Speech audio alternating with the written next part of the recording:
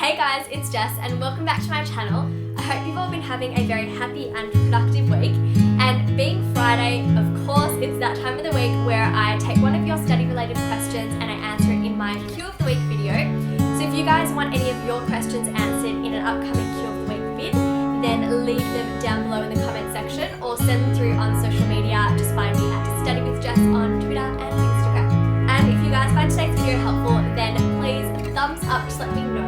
And if you're not already subscribed, you should probably click that subscribe button down below so you get notified whenever I post up my videos. Anyways, let's get into today's question of the week. And today's question comes from Lani, and she asks the following. She writes in saying, "Hi Jess, loving your channel." Thanks Lani. "I have my year 12 exams next year and want to know how I can do really well and get to straight A's. What's the best way to complete the exams and do you have any tips? Lots of love, Lani."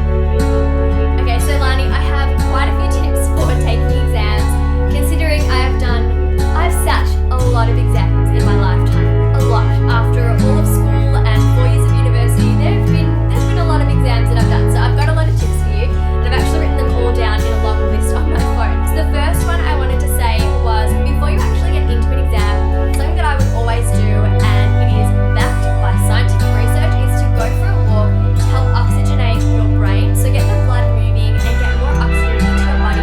Because the more you can oxygenate your brain before something that requires a lot of focus, the more you'll be able to concentrate during that task. So even just for 10 minutes to go and have a bit of a walk around campus, or even do some star jumps, a bit of exercise, anything like that, that can be a really good idea. And then as far as when you get into the exam, first thing I've got written down here is to enter with a plan of attack. Oh yeah. So you need to know exactly how you are going to tackle your exam. If it's got a multi-choice section, a short answer, and an extended answer section, then which sections are you going to be completing first to last? How long do you plan spending on each of the sections as well? So you know as the clock is ticking when it's time to move on. This way, hopefully you'll be able to complete everything within the allotted time frame. And then of course, another thing to do is to use your reading time really wisely.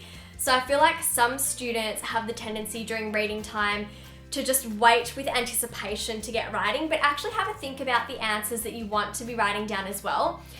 But if you want to earn yourself some extra time during exams, then I do have a little tip for you that involves something you can do during reading time, which is this. And I can't believe I didn't know this until one of my last years studying, but it's to complete or read through the multi-choice questions first, brainstorm your answers, and try and answer those only during your reading time. Because on average, they say that you should be able to answer one multiple choice question per minute.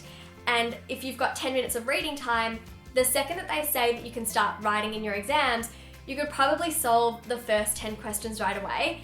Now, on the topic of multi-choice questions, something that I can advise you to do is just to stop you from getting tricked with all of those, or caught out with all of those trick questions or trick answers that they put in multi-choice questions. So a lot of the time, your teachers and lecturers will put something in there that you've never seen before, and you freak out and you think, oh my goodness, did I not revise for my exam correctly? And did I miss this? Is this the real answer? So instead of doubting yourself, make sure to cover all of the potential answers first and have a bit of a brainstorm about what you know about the topic at hand. This way it actually stops you from likely getting caught out from all these trick questions, because you honestly know a lot more than you give yourself credit for. So that's my little trick for multi-choice questions. Now, something else that I used to do in my exams is actually draw little illustrations and diagrams or charts on the side. So even in my statistics exam, I used to draw the little graphs on the side, or even in any other exams I was doing, I might have had different illustrations that I associated certain information with. So you can actually jog your memory, write down in some of those blank sections on the exam anything that you need to, just to help you solve these questions as well. Don't feel like you have to keep your exam booklet completely neat. It's totally fine to show your workings. You really should show your workings. And yeah, use it if you, I don't know, maybe made up a funny acronym that, you know, can help jog your memory. Write that acronym down so that instead of doing it all in your head, it's written right in front of you and you're less likely to stuff anything up as well. Now, when it comes to completing really long exams, Something that I do, and I feel like a lot of students are really cautious about doing this or prefer not to because they're worried that they'll run out of time, but we're actually not made to sit for 2-3 hours without getting up and stretching and taking a bit of a break. So if anything, it can actually help your productivity and your concentration to take a quick bathroom break and get up and just stretch, go to the bathroom or get a drink, rather than try and use all of that time to complete your exam. Because if you're feeling really stressed or you're feeling tired or you just can't focus and it's already gotten 1 or 2 hours into your exam, then you're probably actually going to be benefiting yourself more if you take a little bit of a break. And this is for anything in life, really. If something's not working, just get up, remove yourself from the situation for just a moment and gather your thoughts, change up the environment, and then come back to whatever it is you're doing. So I used to always do this in exams. I remember my English exam, I don't think anyone really got up to go to the bathroom but myself. But honestly, it really helped me because it meant I wasn't really stressing that much. And when I did come back, I just had a fresh perspective. And also by the time that I got back from the bathroom, my subconscious had remembered something really important by actually just not thinking for just a couple of minutes. So yeah, if you feel like you're able to take a few moments from your exam, I would really recommend that you get up and then come back to it. So just go to the bathroom, get a drink, and then you'll actually be able to increase your focus by taking a really, really tiny study break. So Lani, thank you so much for your question. I hope I've answered it well for you this week. And if you guys want to send in your study questions, leave them in the comment box below. And of course, if you enjoyed today's video, then thumbs up to let me know. And like I said, if you're not already subscribed, then click the subscribe button down below to join in on all of the Jessicat fun. And yes, if you want to check out some other videos, click the cards up there.